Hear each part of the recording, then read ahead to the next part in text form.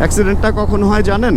অ্যাক্সিডেন্টটা হয় যারা আইন লিখতেছেন তাদের এটা খুব ভালো করে জানা। তারপরে আমি আরেকবার জানাই দিতেছি আপনাদেরকে, অ্যাক্সিডেন্টটা হয় আপনারা যে 5 স্টার 3 স্টার হোটেলের মধ্যে ওই যে বারের লাইসেন্স দিয়ে রাখছেন, ওইখান থেকে খেয়ে যখন 2টা 2:30টায় নামে ভোর পর্যন্ত এই পাগলা টানাটানি করে এইখানে গাড়ি নিয়ে। এমন আইন কেন করতে হবে যে আইন আসলে কেউ মানতে পারবে না? আসলে কি এটা মানা সম্ভব? যে আমি কি সামনে দেখবো নাকি লুকিং গ্লাসে দুই পাশে পেছনে দেখবো যে আসলে পেছন থেকে কে আইসা আমারে দেয়, মেরে দেয় আর কি। এই গতিসীমাটা 50 বা 60 হতে পারতো বা 70 হইতে পারতো, কারণ শহরের রাস্তা, ফ্লাইওভার এগুলো এত সুন্দর, এত ভালোভাবে বানানো হয়েছে যে এইখানে অনায়াসে আপনি 60 to 80 ক্রুজ করতে পারবেন এই শহরে। তো এমন আইন যদি বানানো হয় যে আইনটা আসলে কোনো ভিত্তি রাখে না, যে আইনটার কোনো বাস্তব ভিত্তি থাকে না, তাহলে এই আইন দিয়ে কি করবেন? কয়েকদিন ধরে পেপারে একটু গুঞ্জন দেখতেছি, বিভিন্ন পেপার কাটিং, যে রাস্তায় নাকি 30 কিলোমিটার এই সেই এরকম। আজকে সকালে আমি ঘুম থেকে উঠে যে মেসেজটা দেখি সেটা হলো ভাই, সঞ্চয় ভাই আমাকে লিখছে, ভাই বাইক সেল করবো। এখন উনি মাঝে মধ্যেই বাইক সেল করে, আমি একটু অবাক হইলাম যে আসলে কাহিনী কি। আমি লিখলাম আবার কি হইলো? উনি লিখছে সিটি কর্পোরেশন পৌরসভা জেলার মধ্যে ট্রাক ঘন্টায় 30 কিলোমিটার গতিতে চলতে পারবে, আর অন্যান্য যানবাহনে এই গতিসীমা 40। কি একটা গালি দিয়েই বলছে কি অমুক ফালামু, মেজাজটা পুরাই খারাপ, আজকে থেকে কার্যকর হয়েছে। আমি লিখছি কথা কি সত্যি? পরে সে আমার একটা লিঙ্ক দিছে, পরের ব্যাপারে আর না যাই। এই লিঙ্কে আমি ঢুকলাম, অ্যান্ড ঢুকে দেখলাম যে হ্যাঁ, দ্য ডেইলি স্টারের বাংলা যে ব্যাপারটা, সেইখানে এরকম একটা ব্যাপার দিছে, বিআরটি এর একটা ব্যাপার স্যাপার তারা নিউজ করছে যে যদি কেউ গতিসীমা লঙ্ঘন করে তার বিরুদ্ধে আইনে 10 বছর 10,000 টাকা কারাদণ্ড, কি বলি 10,000 টাকা ফাইন, অথবা কি যেন জেল টেলও আছে দেখলাম, আইন অনুযায়ী 3 মাসের কারাদণ্ড অথবা 10,000 টাকা। চিন্তাটা করছেন? অ্যান্ড কোন জায়গায় যেন ডিটেল দেখলাম, এক্সপ্রেস ওয়েতে প্রাইভেট কার, বাস ও মিনি বাসের গতিসীমা হবে ঘন্টায় 80 কিলোমিটার। ঠিক আছে, মানলাম।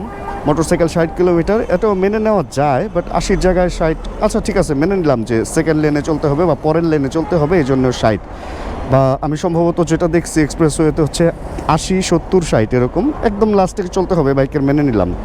অ্যান্ড ট্রাকরে দিছে 50 আসলে এক্সপ্রেসওয়েতে আছে কিনা, ওইটা সার্ভিস লেন দিয়ে হয়তো চলতে বলছে বা কিছু একটা, তাও আমি মেনে নিলাম। সিটি কর্পোরেশন পৌরসভায় আচ্ছা ঘন্টায় 30 কিলোমিটার গতিতে চলবে। মোটরসাইকেল ও ট্রাক, সিটি কর্পোরেশন পৌরসভা ও জেলা শহরের মধ্যে মোটরসাইকেল ও ট্রাক ঘন্টায় 30 কিলোমিটার গতিতে চলবে, অন্যান্য যানবাহন এই গতিসীমা 40 কিলোমিটার। তার মানে মোটরসাইকেল চলবে হচ্ছে সিটি কর্পোরেশন এরিয়া, মানে ঢাকা শহরে, আমি যেহেতু থাকি ঢাকা নিয়ে কথা বলি, 30 গতিসীমায় চলবে মোটরসাইকেল, অ্যান্ড অন্যান্য যানবাহন মানে মোটরসাইকেল ব্যতীত অন্যান্য যানবাহন, বাস বা গাড়ি, এগুলো নিয়ে কথা বলছে 40 কিলোমিটার। চলেন আমরা একটু বাস্তবে দেখি যে আজকেই এটা হয়েছে, এটা কার্যকর হয়ে গেছে অলরেডি আজকে, এরকমটাই এই পেপার বলছে। বাট ব্যাপারটা আসলে কতটুকু কার্যকর হয়েছে, চলেন আমরা সরজমিনে এটা একটু দেখার ট্রাই করি।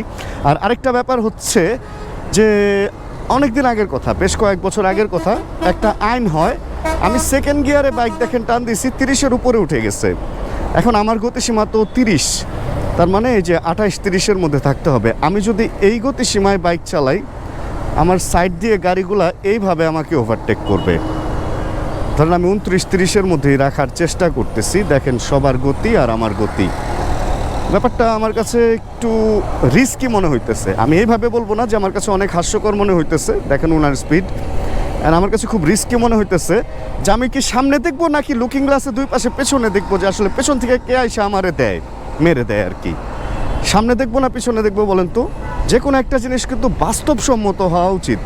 এটা কতটুকু বাস্তব? নর্মালি যদি আমরা চালাই, এই বাসের সাথে সামঞ্জস্য রেখে আমাদের এরকম স্পিডে চলতে হবে, সেটা হলো 50 বা এর উপরে 60।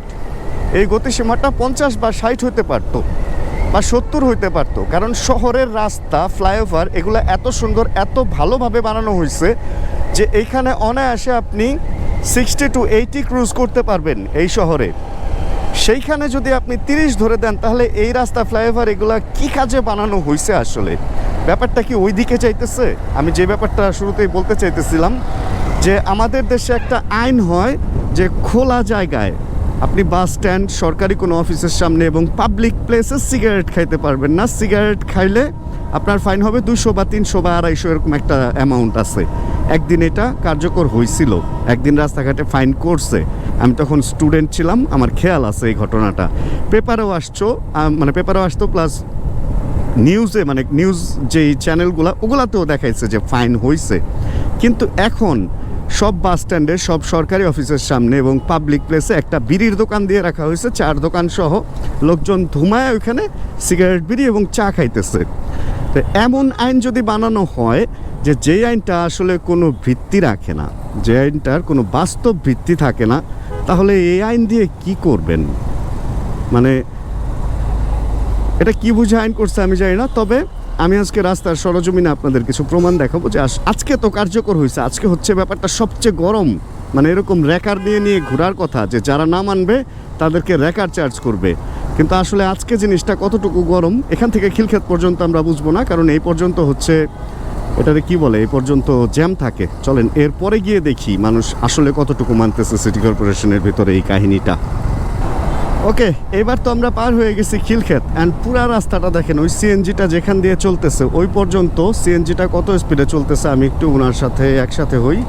হ্যাঁ, সমান আছে, 48-এ চলতেছে।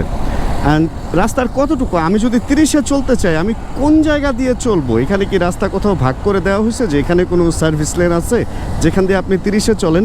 না হয় আমি 30-এ চললাম, তাহলে এই পাশের সবগুলা কি 40-এ চলতেছে? আমি নিজেই তো এখানে চলতেছি 45-এ 40-এ, তাহলে এগুলা কততে চলতেছে? 60? কই আইন? এমন আইন কেন করতে হবে যে আইন আসলে কেউ মানতে পারবে না? আসলে কি এটা মানা সম্ভব? আপনারা একটু আমাকে কমেন্টে জানান, যারা রাস্তায় চলাফেরা করেন, শুধুমাত্র মোটরসাইকেলে না, যারা গাড়িতে যারা গাড়িতে, যারা সিএনজি বা যারা বাসে চলাফেরা করেন, তারা আমাকে একটু কমেন্টে জানায়েন। আপনারা এইটা করতে পারেন ভাই, যারা আইন করেন এটা করতে পারেন যে আপনারা লেন ভাগ করে দেন। লেন ভাগ করে দেন না এক্সপ্রেসওয়েতে। যখন পদ্মা সেতুতে মোটরসাইকেল অফ করে দেওয়া হয়েছে তখন আমরা বলছি এটা অন্যায় হয়েছে, কিন্তু যখন মোটরসাইকেলকে আলাদা একটা লেন করে দেওয়া হয়েছে, সার্ভিস লেন, সেইটা খুব অপমানজনক যদিও, বাট তারপর আমরা মেনে নিছি যে হ্যাঁ, বড় বড় গাড়ির চাপে আমরা আসলে পারবো না কুলাইতে, অনেক হাইওয়ে অনেক জোরে চলে, আমরা সার্ভিস লেন দিয়ে আস্তে আস্তেই যাই, তাও যারা ওই পারে থাকে তারা শান্তিতে যাইতে পারুক। কিন্তু এটা নিয়েও আবার কাহিনী কিচ্ছা ইদানিং শুরু হইতেছে যে ফুল মাওয়া এক্সপ্রেস ওয়েতেই নাকি সার্ভিস লেন দিয়েই মোটরসাইকেল চলতে হবে। ভাই মেনে নিলাম, সার্ভিস লেন দিয়েই চলবো, বাট আপনারা চাইলে এটাও করতে পারতেন, মেইন যে রাস্তা, মেইন রাস্তার একটা লেন সাইডে আপনারা মোটরসাইকেলের জন্য করে দেন, টু হুইলারের জন্য, অ্যান্ড লেনটাকে 3 ভাগে ভাগ করেন না বা 2 ভাগে ভাগ করেন না, মধ্যের যেটা ওইটার কিলোমিটার, ওইটার লিমিটটা করেন 100, কারণ আমি দেখছি ওইখানে আসলে 80 কোনো স্পিডই না। আচ্ছা ধরলাম 80 করেন মাঝখানের লেনটা, তারপরের লেনটা করেন হচ্ছে 70, অ্যান্ড তারপরের লেনটা 60 করে দেন মোটরসাইকেলের জন্য, যেটাই মোটরসাইকেল চলবে। আমরা 60-এই যাবো ভাই, তাও চালাইতে দেন। অ্যান্ড মানে কি বলবো, আসলে মোটরসাইকেলকে এত ছোট করে কেন দেখা হইতেছে, মানে এইভাবে কেন আইন করা হইতেছে? আর এবার শুধু মোটরসাইকেল না, এবার ট্রাক, অন্যান্য যানবাহন সব কিছুরে 40-এর মধ্যে শহরের মধ্যে নামায় দিতেছেন। ভাই 40-এ তো বাইক স্টার্ট দিলেই 40 উঠা যায়, গাড়ি তো মানে স্টার্ট দিয়ে টান দিলেই 40 উঠা যায়। 40-এ কি চালাবে মানুষ? কি শহরের রাস্তাঘাট ভালো হইতেছে কি আস্তে আস্তে চালায় দেরি করে যাওয়ার জন্য? আগে জ্যাম ছিল, মানুষ চালাইতে পারতো না, এখন জ্যাম ট্যাম কমানোর জন্য এত কিছু তৈরি হইতেছে শহরের মধ্যে। এখন যদি এই জিনিসগুলো হয়, এগুলো আসলে এগুলা ভিত্তিহীন মনে হয় মাঝে মধ্যে না, সবসময় আসলে ভিত্তিহীন মনে হয়। অ্যান্ড এই ধরনের আইনটা আমি আরেকবার রিপিট করি, ওই যে ওই সিগারেটের আইনের মতোই আমার মনে হয় হবে। অ্যান্ড এইটা করে দেওয়া হয়েছে টোটালি, এই আইনটাকে মানে অপব্যবহার করবে পুলিশ।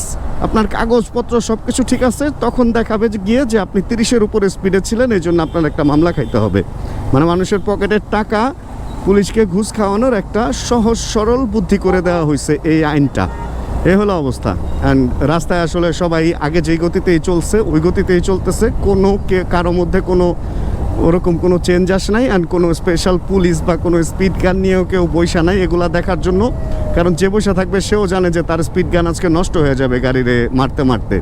প্রত্যেকটা গাড়ি স্পিডে চলবে, ঢাকায় 50, 60, 70-এ গাড়ি চলে, মানে দেখেন 50 আপ, 50 থেকে 60-এর মধ্যে আমরা ঢাকায় চলাফেরা করি। আর কারো যদি তাড়াহুড়া থাকে তাহলে আমরা এই মেইন রোড দিয়ে, মানে একদম প্রধান যে এই সড়কটা দিয়ে, এটা দিয়ে মোটামুটি 70 আপে আমরা চালাইতে পারি। এটা হচ্ছে ঢাকার নর্মাল রাস্তার রুল, যেখানে কোনো অ্যাক্সিডেন্ট হয় না। ওকে ফাইন, এবার বলবেন যে অ্যাক্সিডেন্টের জন্য এটা করা হয়েছে। অ্যাক্সিডেন্টটা কখন হয় জানেন?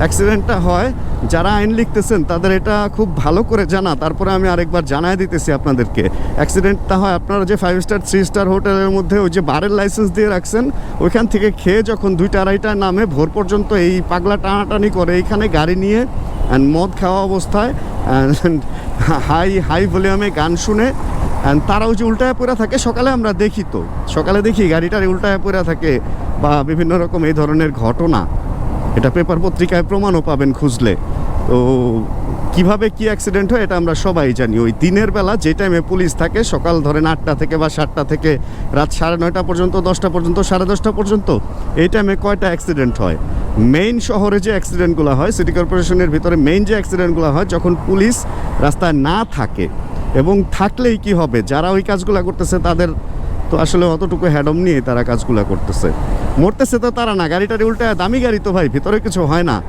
বিপদ তো হয় আমাদের মতো যাদের উপরে এসে ওই গাড়িগুলো পড়ে বা যারা রাস্তার পাশে ঘুমায় বিপদ তো তাদের হয় এ হলো ব্যাপার তো আসলে আইন কেন হয় কি হয় এগুলা নিয়ে বেশি কিছু বললে তো আবার সমস্যা যাই হোক যা করতেছে ভালোর জন্যই করতেছে শেষে এটাই বলবো তবে যেটা এবার করা হয়েছে 30 কিলোমিটার বা 40 কিলোমিটার এটা আসলে কতটুকু কার্যকর হবে আর কার্যকর হইলে এটা কতটুকু অসুবিধার হবে এটা আপনারা আস্তে আস্তে বুঝতে পারবেন আইন সুবিধা করার জন্য করে মানুষ বাট এটাতে আমার মনে হইতেছে অসুবিধা হবে দেখো এই নতুন আইন নিয়ে এতটুকুই আমার বলা ছিল আমি নতুন আইন নিয়ে আর কোনো কিছু বলতে চাই না পরে দেখা যাবো যে আমি নাই উধাও হয়ে গেছি